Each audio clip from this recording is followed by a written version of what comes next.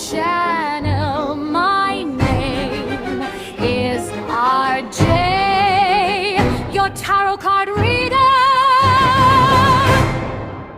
Take what resonates and leave those not for others.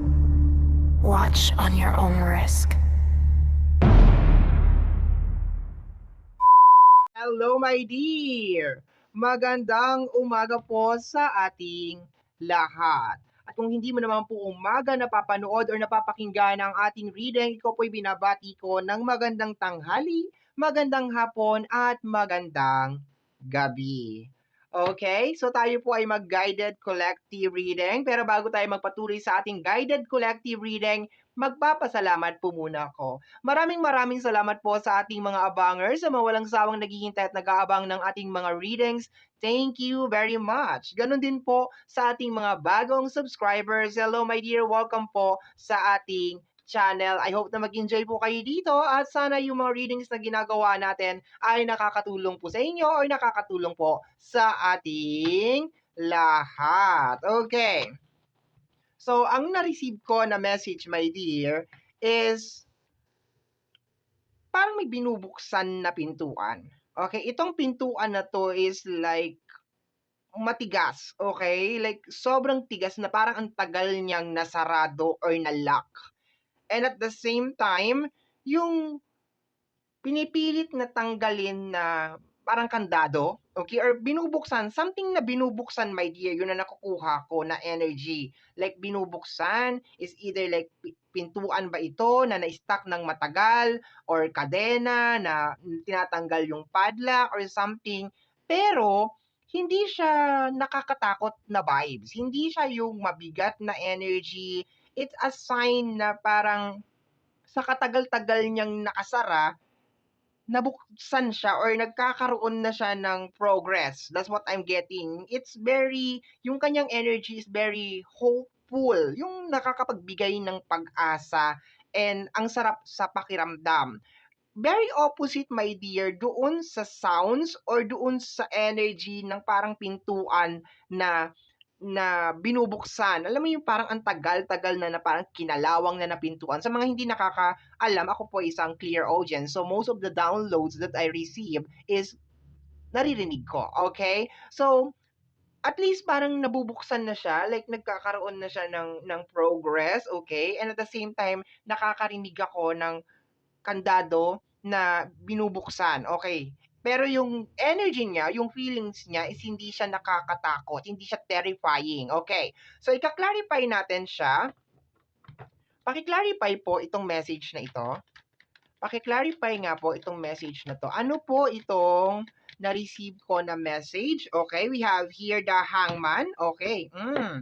So, probably, my dear, nasa isang sitwasyon ka.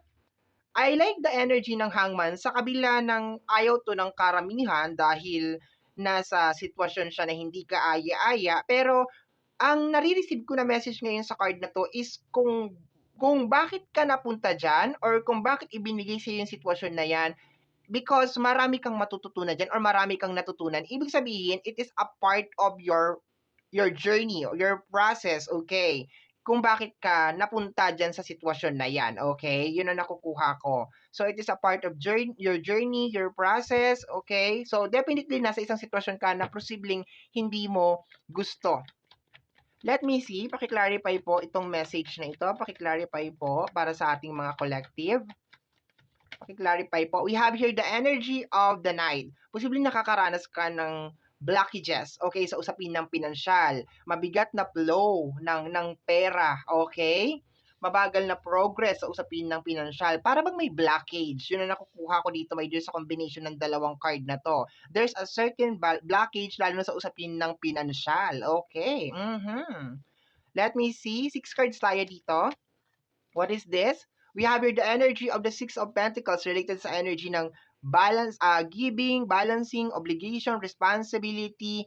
Lately, siguro, my dear, ang bigat ng flow sa usapin ng pinansyal. Para kang nasa isang sitwasyon sa energy ng hangman na hindi mo alam yung gagawin mo. Pero sabi ko nga sa'yo, my dear, si hangman, maganda naman ito. Kasi nalalabas dito, my dear, yung mga hidden skills, hidden talent, hidden ability mo, my dear. So, So far, based on the energy, parang nai-survive mo naman ha. Parang ha, kulang pa tayo ng card eh. Kulang pa. To the point na i-connect natin siya doon sa na-collect ko na message or na-receive ko na message, my dear, okay? Na nabubuksan na yung pintuan na matagal nang na-stuck, there's a tendency, my dear, na nagkakaroon na ng transformation or nagkakaroon ng change, okay? Sa current situation mo sa usapin ng pinansyal. Kung nitong mga nakaraang buwan medyo mabigat or mabagal ang usad ng usapin ng pinansyal, sinasabi sa card na to, my dear, na sa mga susunod na mga buwan medyo kakaiba na siya. We have here the energy of the 6. So ang isang buong buwan is made of 12 months. And this is the number 6. So probably eto na, nag-i-start na siya. Second half of the year, kalahati ng taon, my dear, nagkakaroon ng change, nagkakaroon ng transformation na may kinalaman sa usapin ng pinansyal. Very, very nice. Okay, tingnan natin. Paki-clarify pa po. Paki-clarify pa po yung energy. 6 cards tayo sa tarot, tapos ika-clarify natin ng oracle card. Okay, what is this?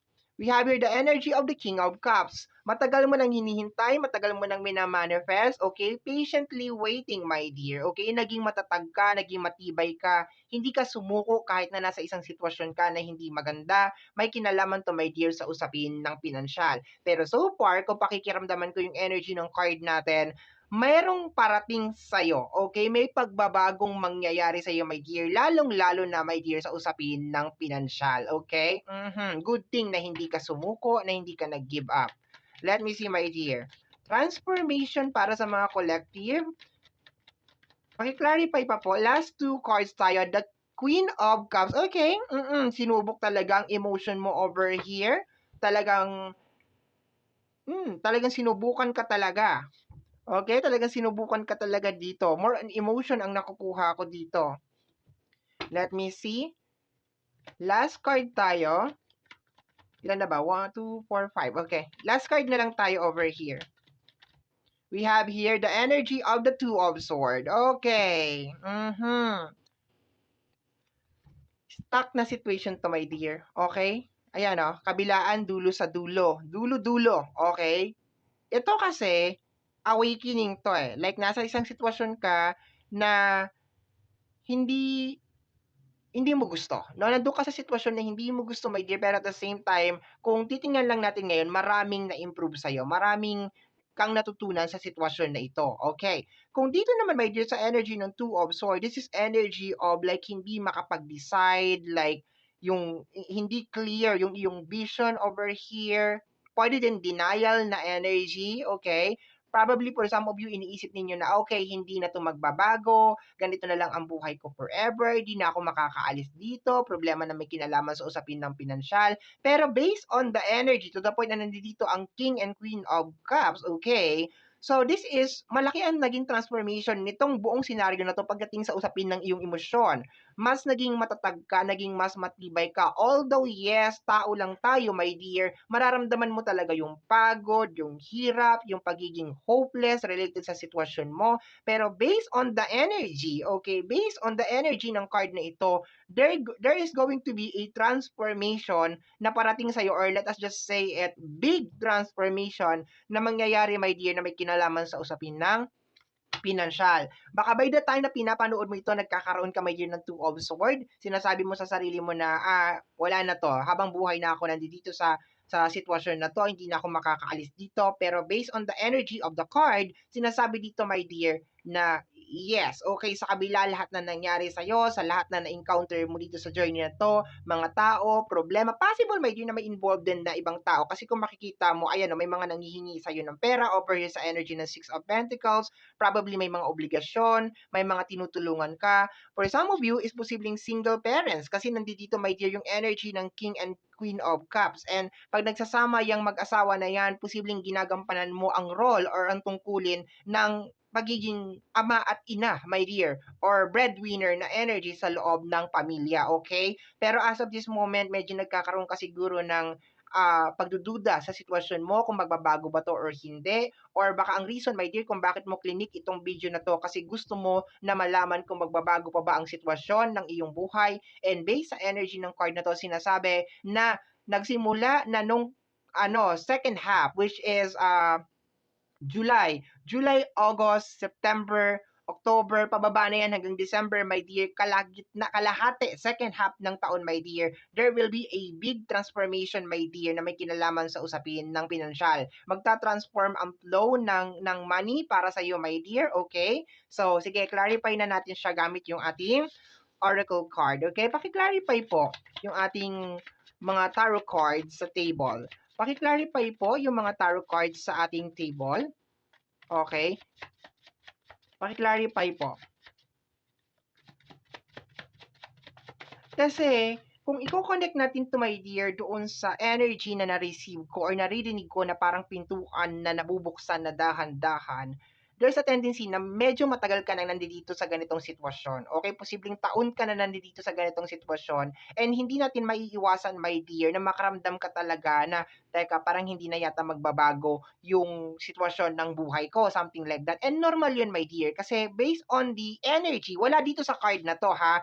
Pero kung isasama natin yung message na na-receive ko kanina bago tayo maglatag, galing sa aking mga spirit guide or galing sa aking mga gabay, medyo matagal-tagal ka nang nandito sa energy ng hangman. Okay. So, kaya ka siguro nakakaramdam na, ay, okay, hindi na magbabago tong sitwasyon ko, ganito na lang talaga to, talagang, eto na talaga ang role ko sa buhay, something like that. Pero based on the energy ng cards natin ngayon, my dear, there will be a big transformation na may kinalaman, especially sa usapin ng pinansyal. Okay, let me see.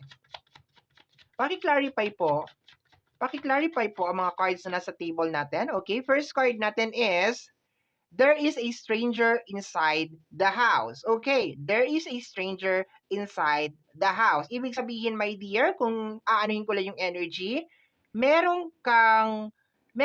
sabihin na lang natin, my dear, merong tao, my dear, sa loob ng iyong tahanan, okay, na posibleng may problema, okay? May problema siya or meron siyang pinagdadaanan, my dear, okay? And this person, my dear, relies on you para i-fix mo, my dear, yung kanyang situation or yung kanyang buhay. Ibig sabihin, this person depend on you, my dear, or fixing kung ano man yung current situation niya as of this moment. There is a stranger in the house, okay? Posible, my dear, na yung atake ng stranger in the house is matagal mo nang kasama tong tao na to, pero somehow like merong vibes or merong energy, my dear, na hindi mo siya naiintindihan or hindi mo talaga siya 100% nakilala. And maybe lately, nare-realize mo, my dear, na ang problema ay wala naman pala sa'yo.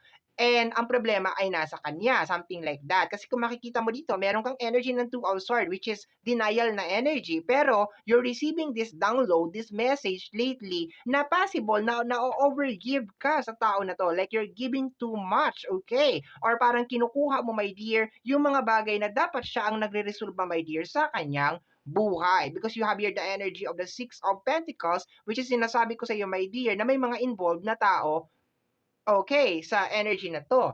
And kung mapapansin mo rin dito, my dear, possible na siya din ang nagiging dahilan kung bakit nalagay ka dito sa sitwasyon ng hangman. And you've been doing this, my dear, for a very long time, for a certain period of time, okay? Ginagawa mo siya, my dear, medyo matagal-tagal na, my dear. Okay? Related sa energy ng obligation. Meron tayong mag-asawa, my dear, dito sa ating table na dito si King at saka si Queen of Cups. Possible na ang tinutukoy nito, my dear, is your partner. Okay? Maybe your partner, my dear, is not doing yung kanyang part, my dear, sa loob ng relationship and you are being burdened, okay? Ibig sabihin, nabibigatan ka sa energy ng iyong partner. Possible naman din. Pero sa ibang side, possible na this is a family member, baka ito ay pinsan, kamag-anak, na talaga nagre-rely at umaasa ng umaasa sa'yo. As of this moment, my dear, habang pinapanood or pinapakinggan mo, my dear, ang ating reading, nandun ka sa point, my dear, na denial ka. And yung energy, my dear, na sinasabi mo na, ay, hindi na ako makakaalis sa ganitong sitwasyon, is probably because ayaw mong i-let go itong connection mo dito sa energy ng tao na ito,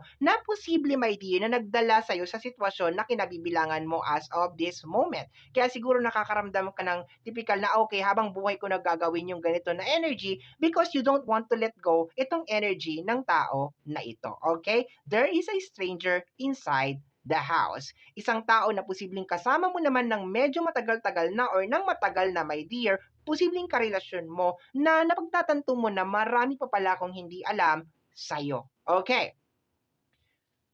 let me see. Yung energy niya is parang kung sino man tong tinutukoy na tao dito, my dear, is nararamdaman mo na parang meron siyang hidden agenda or meron siyang ibang motive. Okay, something like that. Okay. Let me see, next card tayo. Kasi ang gagawin nitong card na to is i-clarify lang itong mga tarot card na nasa table natin. Okay, and so far, kapartner niya si Hangman. So, kung sino man itong tinutukoy na tao na ito, siya ang dahilan kung bakit ka nalagay dyan. Ang kagandahan lang dito, my dear, is, sinabi ko nga sa'yo kanina, my dear, pag lumalabas si Hangman, kinakailangan mo talagang pagdaanan to. So, para bang naka-destiny or nakatadhana talaga na mangyari itong bagay na to. Pero, ang highlight lang dun sa destiny na yon is para meron kang matutunan, meron kang mga lesson, meron kang mag-gathered na mga energy, message, lesson learned sa buhay, experiences, okay? Pero, based dito sa energy, hindi mo to gagawin for the rest of your life. Kasi, kung gagawin mo to for the rest of your life, okay, possible, my dear, na baka ito yung blockage. Okay? Possible na baka ito yung blockage, my dear. Okay? And you just need to let go or cut this energy. Okay? Remember, nag-a-ask lang tayo ng guidance. Okay? Okay? So, kahit ang sinasabi dito, my dear, na sa kalagitnaan or second half ng taon is nagbabago na yung mga bagay-bagay, possible na ang nagiging dahilan ng pagbabago na ito is you're receiving downloads, okay, energy, message, my dear, na okay, ito yung mga kinakailangan mong baguhin, itong stranger inside the house, blah, blah, blah. And nasa sayo pa rin talaga, my dear, ang huling pagpapasya, okay? Next card, my dear, is Silent Starve the Monster, okay? Silent Starve the Monster. Ang katahimikan ay lalong nagpapagutom sa monster. What is going on over here? Silent treatment? Pwede? This person is actually not talking to you, hindi nakikipag-cooperate, hindi alam mo yun, kulang na lang medyo magkaroon ka rin ng baraha kagaya ko para mahulaan kung ano ba yung plano ng tao na to sa buhay niya. Like this, kung sino man tong tao na tinutukoy dito, my dear, is like masyado siyang malihim. Kaya pala sinabi ni stranger in the house because ayaw makipag-cooperate, ayaw makipag-usap, ayaw mag-share ng kahit anong ideas. Like, probably ini-starve ka nitong tao na to, my dear, okay, sa silent treatment. This is considered as silent treatment. Yung energy niya is more on silent treatment. So, based on the flow, my dear, ng energy ng reading natin, hindi magbabago yung buhay mo dramatically even though naka-line up siya na magbago, pero kailangan mong i-balance tong giving na to at saka itong sharing na ito. Kasi may involved talaga na tao. Okay? Tingnan natin. Next card.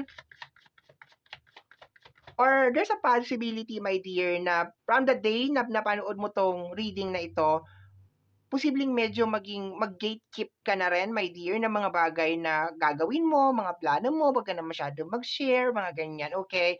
Para makita mo kung ano talaga yung plano talaga ng tao na to sa buhay niya, okay? Parang ganon. Medyo ano to, silent starve the monster. Silent starve the monster. Probably gusto niya na nagre-react ka rin, okay? This person is starving for reaction din.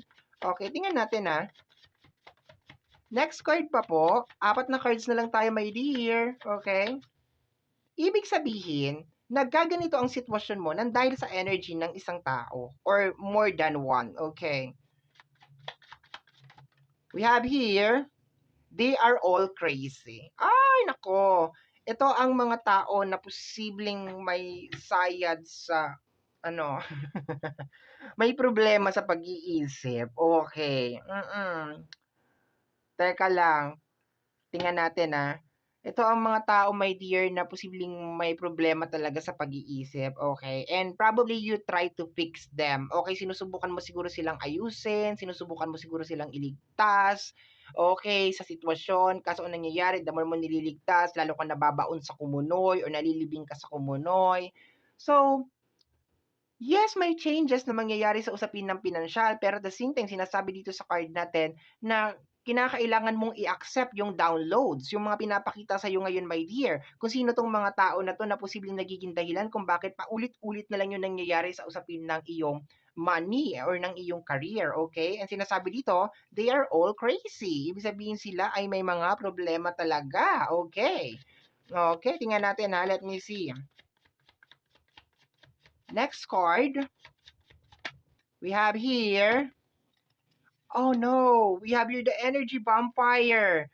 My dear, Be careful, be careful. Hindi lahat ay deserve ng attention mo, ng tulong mo. Ayan ang nangyayari. Madalas mangyayari 'to sa mga taong sobrang bait, okey? As in yung sobrang bait talaga, my dear, okey? You care too much, you love too much, kaya ganito ang nangyayari, my dear. And hindi naman kita masisisi, kasi masarap naman talagang magmahal. Pero sometimes we need to put some boundaries. Hindi sometimes, like hindi lang siya sometimes, we need to put some boundaries talaga, my dear. Kahit gaano pa natin kamahal yung isang tao, gaano pa sila kahalaga. Kasi paulit-ulit, 'di ba? Just imagine it, my dear, ha. Malalagay ka sa isang sitwasyon. Paano pag nalagay ka na dun sa point na hindi na mabuksan yung pintuan na yon, 'di ba? May magagawa ba siya? 'Di ba? Matutulungan ka ba niya? Wala. At the end of the day, mag-isa ka lang din. Ikaw lang din talaga ang magsosolusyon sa lahat ng problema mo. So you need to like take it very slow. Ibig sabihin yung para bang i-analyze mo rin yung mga sitwasyon kasi kaya siguro nagkakaroon ka ng problema sa usapin ng pinansyal kasi you give too much. As in, like todo bigay ka talaga na parang iniisip mo siguro na, ay kaya ko naman 'to, hindi naman ako mawawalan ng pera or something like that. But the reality of life is kailangan talaga maging in control talaga tayo sa usapin ng pinansyal. Kailangan talaga manage talaga natin yang usapin ng pinansyal na yan. Kasi 'pag hindi natin yan na control, posibleng yan din ang maging ano natin, maging burden natin, okay? So meron ka ditong energy vampire, somebody is parang laging nanghihingi ng tulong sa'yo, laging lumalapit na lumalapit sa'yo and my dear masarap talagang tumulong, sa totoo lang napakasarap talagang tumulong, my dear. Ang problema kasi 'pag ikaw na ang nalagay sa alanganin, hindi naman nila kayang gawin sa'yo yung mga bagay na yun. Hindi mo naman din puwedeng sabihin na, "Uy, tinulungan kita noon, tulungan mo rin ako ngayon, dahil nahihirapan ako." 'Di ba? Kasi parang ang nangyayari dun is like gumawa ka ng alam mo gumawa ka ng pagtulong tapos para ka lang namumuhunan, parang gano'n, namumuhunan ka sa kanya sasabihin ng tao na 'yun, "Ay kaya mo pala ako tinutulungan kasi ganito ganyan, ini-expect mo na pagdating ng araw 'pag yumaman ako ganito ganyan, ganito gano'n." 'Di ba parang parang may ano na yung mangyayari do'n, my dear, meron ng meron ng motibo, hindi na sincere yung pagtulong, hindi na siya galing sa puso, hindi na siya true love, okay? So diyan madalas nagkakaroon ng problema at nagkakaroon ng matinding away. Kasi kunyari ikaw breadwinner ka ng pamilya, tinulungan mo lahat, 'di ba? Binigyan mo lahat, tinulungan mo. Tapos dumating yung araw na nawalan ka. So parang ini-expect mo kasi na, ay nung sila ang wala, gano'n. Kaya it's always better, my dear, na talagang i-priority mo talaga muna yung sarili mo. Kasi based dito sa energy ng card natin, meron ka talagang kasama sa buhay, my dear, na posibleng siya ang nagiging dahilan kung bakit nai-stuck ka sa sitwasyon na 'yan. And although kahit sinasabi ng mga cards natin over here and sinasabi, my dear, ng downloads natin, ng energy natin na dahan-dahan ng nabubuksan, kaya pala siya hindi all the way na nabuksan yung pintuan, my dear, is because nandun ka pa sa point, my dear, that you are still denial. Okay? Nandun ka pa sa point ng buhay mo, my dear, na ayaw mo pang tanggapin na okay, na itong tao na to, siya ang nagiging dahilan kung bakit ka nai-stuck sa isang sitwasyon. Okay? And this is a energy vampire. Pagkasama mo 'tong tao na 'to, lagi ka nade-drain, lagi ka napapagod, hindi ka na nawawalan ng problema, okay? So, that's what happened, my dear. Yan ang trabaho ng mga taong energy vampire. They drain you, okay? Kukunin nila, my dear, lahat ng energy mo. Sasairin ka talaga nila, my dear. And this time, hindi lang energy mo, my dear, ang kinukuha, pati, my dear, yung iyong wealth, pati yung iyong kaperahan, okay? Hindi ka na nakakapag-savings, hindi ka na nakakapag-ipon, hindi ka na nakakapagtabi because of this energy, okay? And walang masama na magmahal, walang masama na mag-give. Do it moderately, my dear. Okay? Kasi always remember, pag ikaw naman ang nalagay sa ganun na sitwasyon, wala din talaga silang magagawa. That's the reality of life. And mahirap naman, my dear, na mag-expect ka na pag nalagay ka dun sa alanganin na sitwasyon, ay tutulungan ka naman nila. Okay? Kasi pasasamain mo lang ang loob mo, my dear, pag hindi ka nila tinulungan. And at the same time naman, pag nag-open up ka at sinabi mo naman sa kanila na noong panahon ni Mahoma ay tinulungan kita, baka ang lumabas, my dear, ay nanunumbat ka pa. Okay? We have here, somebody wants you dead. My gulay, somebody wants you dead. Okay. Talagang ide-drain ka talaga nito, my dear, solid to the bones. Maniwala ka sa akin. Okay? Solid to the bones 'to. Wala 'tong ititira sa'yo, my dear, okay? Wala siyang pakialam kung naghihirap ka ngayon, wala siyang pakialam kung nag-i-struggle siya ngayon, wala siyang pakialam kung magkakasakit ka, wala siyang pakialam, my dear, kung anong mangyayari sa'yo. Basta yung kanya, nakapokus siya na, okay, benefits, benefits, kabig, kabig, kabig. Okay. So, once again, i-clear ko lang, my dear, na ang second half of the year will be a good year para sa'yo. Pero kung hindi ka mag-aalis o hindi mo i-honor o hindi mo i-acknowledge itong mga downloads na pinapakita sa'yo, my dear, okay? Itong mga parasite, my dear, na pinapakita sa'yo, my dear, or mga dahilan kung bakit ka napunta sa sitwasyon na yan, itong blessing, itong parating na changes and transformation, my dear, sa buhay mo, ay hindi ito mangyayari. Because andun ka sa moment ng energy ng Two of Sword. And nararamdaman mo na, ay, okay, hindi na magbabago ang sitwasyon ko. Magbabago ang sitwasyon mo kung magbabago din yung mga tao na kasama mo. Okay? Yun lang kasi ganun yun, my dear. Kahit na sabihin natin that you have an initiation, my dear, na magbago yung sitwasyon, kung yung mga tao sa paligid mo ay hindi nagbabago, walang magbabago, my dear, sa sitwasyon mo.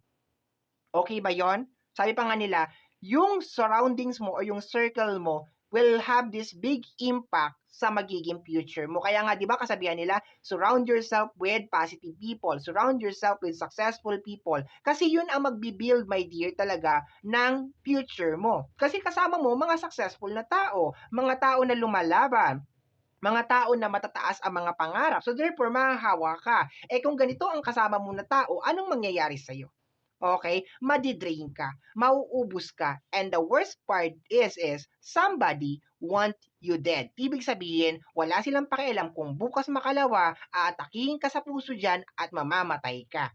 Kasi sa kanila, life must go on lang. 'Di ba? Papalitan ka lang naman nila. 'Di ba? Pag namatay ka, mag-aasawa na naman ulit yan. Pag namatay ka, gagawin na naman nila sa iba yan. 'Di ba? I'm just telling kung ano yung sinasabi ng card over here. No? So, medyo ano talaga pagdating sa collective, okay? Sa guided collective, medyo harsh talaga, my dear. Pero hindi ko pwedeng baguhin yung card. Yan ang nakalagay, my dear, sa ating cards, okay? So, let me see. Last card tayo, my dear. Last card. Okay, medyo naintindihan ko na tong Silent Starve the Monster, okay.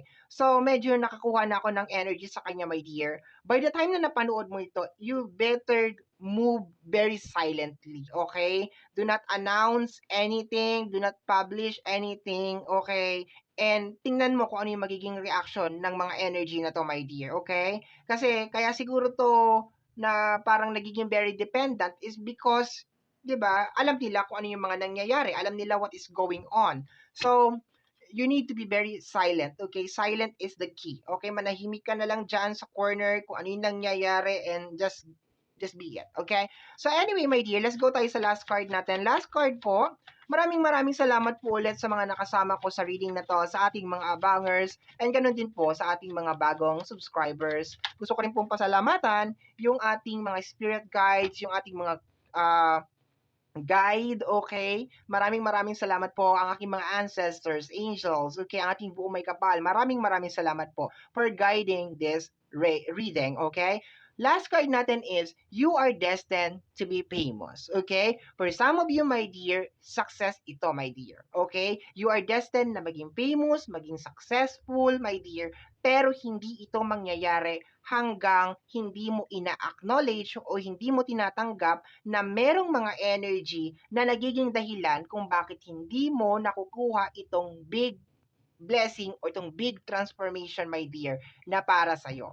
Second half of the year, 2026, will be a life-changing para sa'yo or life-changer, my dear, para sa'yo. Okay? You just need to learn how to value your money at lumayo ka, my dear, sa mga tao na may tama sa ulo. Okay? Yun lang ang sasabihin ko, my dear. Lumayo ka sa mga tao na may tama sa ulo. Kasi itong mga tao na to, yung brain nila is hindi talaga nag-work properly, and kung makikita mo, my dear, wala silang pakialam, maski mag-drop dead ka na dyan o bumulagta ka na dyan, basta yung kanila is benefits, benefits, benefits, kabig, kabig, kabig, kabig, kabig lang. Okay? So, medyo magiging mahirap to, my dear, for you because for some of you, posibleng karelasyon nyo, for some of you, is posibleng kapamilya mo, for some of you, is malapit talaga sa puso mo, my dear, kung sino man ang tao na tinutukoy dito, pero you need to notice, my dear, yung mga kilos, action ng mga taong ito, my dear, kasi probably, kaya ka napunta sa sitwasyon na yan is nandahil sa energy nila na tinolerate mo at hindi mo